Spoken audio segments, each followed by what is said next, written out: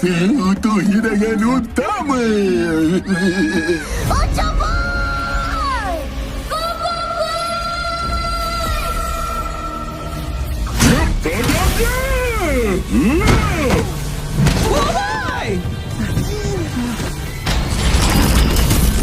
Konsep teleportasi! Jangan! Ocoboy!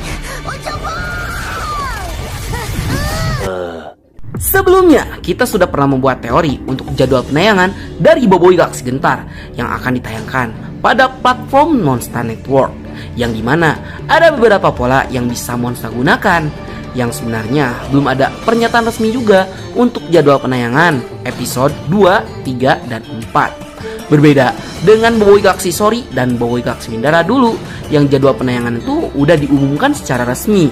Namun, mungkin sebagian dari kalian udah pada tahu sih cara untuk mengetahui jadwal penayangan Boboiboy Galaksi Gentar secara resmi, yaitu karena di platform Netflix, Monster sudah merilis semua episode Boboiboy Galaksi Gentar beserta tanggal penayangannya.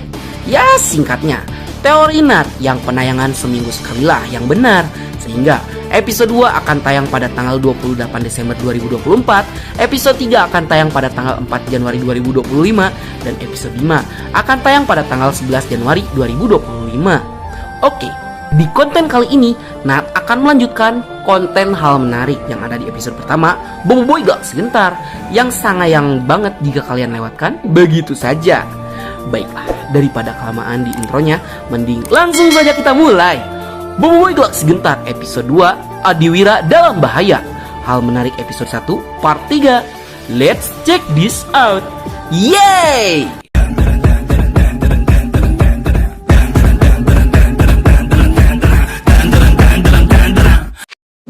Sebelas, pocong luar angkasa. Seperti yang kalian tahu, jika keadaan kilang Nubot yang sangat sepi awalnya membawa hawa horor yang kental banget dalam versi animasinya, ditambah dengan penampakan hantu yang melompat-lompat yang disebutkan oleh si Gopal, yang dimana ini merupakan referensi dari hantu pocong yang menjadi urban legend di Indonesia. Kalau di Malaysia, pocong itu sebutannya apa ya? Hantu lompat kah? Hantu bungkus kah? Hantu lemper kah? Atau hantu permen? Oke, skip lah soal pocita-pocitaan ini. Itu karena makhluk yang disangka hantu oleh si Gopal ternyata adalah Jobot, yang merupakan satu-satunya pekerja yang masih berada di kilang Nubot. Sebenarnya cukup aneh sih, di saat kilang Nubot sudah dianggap sebagai kilang terbengkalai, kok bisa masih ada robot yang masih bekerja di kilang Nubot. Ditambah, si Jo juga masih terus menawar-nawarkan robot kepada Boboiboy CS, yang padahal udah jelas banget jika pabriknya itu sudah tidak beroperasi lagi. Masih jadi misteri nih.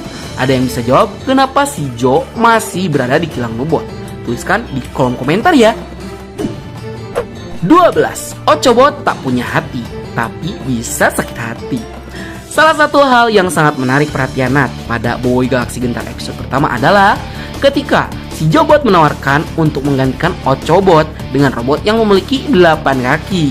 Walaupun hal ini hanyalah jokes, tapi jika kalian seriusin bercandaan ini, Ochobot yang tidak punya kaki itu bisa jadi cara Jobot untuk meracing Ochobot, dalam tanda kutip rasis kepada Ochobot. Ya, itu karena ia tuh mencoba menggantikan Ochobot dengan robot yang punya kaki yang banyak. Nah, disinilah letak hal menariknya, yang dimana Ochobot itu mengaku dia memang tidak punya hati dan tidak punya kaki. Akan tetapi Ochobot bisa merasakan sakit hati dengan ucapan si Jobot. Kok bisa sih Ochobot sampai sakit hati, padahal dia kan gak punya hati? Yaitu karena Ochobot dan para Power Spera yang lain sudah diprogram sejak awal untuk memiliki perasaan dengan AI canggih ciptaan leluhur dari bangsa Kubulus, sehingga walaupun mereka itu tidak punya hati, akan tetapi mereka bisa merasakan berbagai perasaan seperti marah, senang, sedih, takut, dan perasaan yang lainnya. 13. Talian robot. Dari sekian banyak kekonyolan si Gopal di kilang Nubot dalam episode pertama, ngide untuk nyamar jadi robot sepertinya adalah ide terkonyol yang paling mengonyolkan. Itu karena si Gopal ini gak ngerasa gitu jika bentuk tubuh dia itu beda pakai banget dengan robot-robot lain yang ada di kilang Nubot. sehingga wajar saja dia tuh yang paling dulu ketahuan. Namun ada hal yang cukup Nat sayangkan sih. Bukan kecewa tapi ya saat si Gopal, Boboiboy dan Kuali menari-nari, kenapa Monster Studio tidak membuat mereka menari dengan lagu Tapops aja? Yang padahal lagu Tapops udah sangat legend di telinga para fans Boboiboy.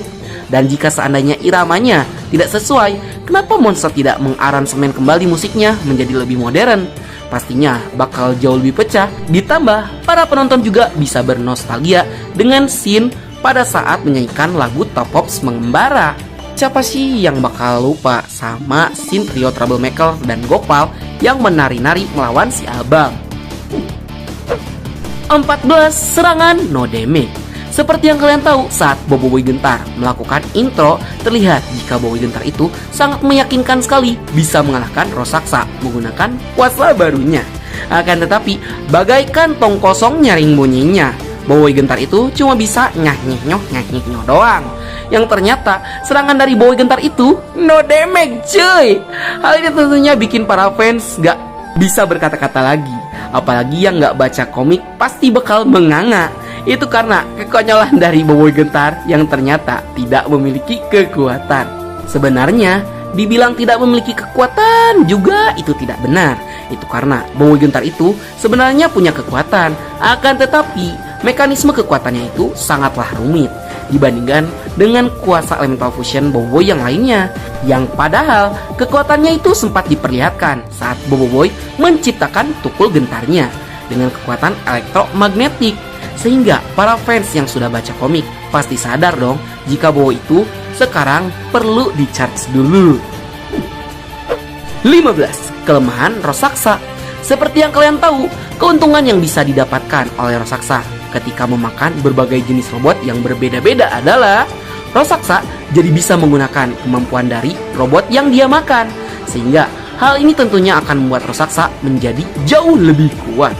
Akan tetapi, di balik Rosaksa yang mendapatkan kemampuan dari makanannya, Rosaksa juga akan mendapatkan kelemahan dari robot yang dia makan. Seperti yang terlihat di episode pertama, yang dimana kita diperlihatkan Rosaksa itu ketakutan ketika melihat cawan kaleng yang dibawa oleh Adudu. Hal ini pastinya dikarenakan kelemahan yang dimiliki oleh si Prob ikut terbawa ke dalam pikiran Rosaksa. Ditambah, Prob juga sering mendapatkan bantingan cawan kaleng yang pastinya cukup untuk membuat Prob jadi trauma. Sehingga tidak menutup kemungkinan masih ada kelemahan lain yang dimiliki oleh Rosaksa, mengingat banyak sekali robot yang dia makan. Baiklah, sekian dulu untuk konten kita kali ini. Bagi kalian yang suka konten seperti ini, jangan lupa untuk like, share, subscribe, dan bunyikan tombol lonceng notifikasinya. Akhir kata dari Bang Nat, sayonara, arigato, gozaimashita, matane, bye!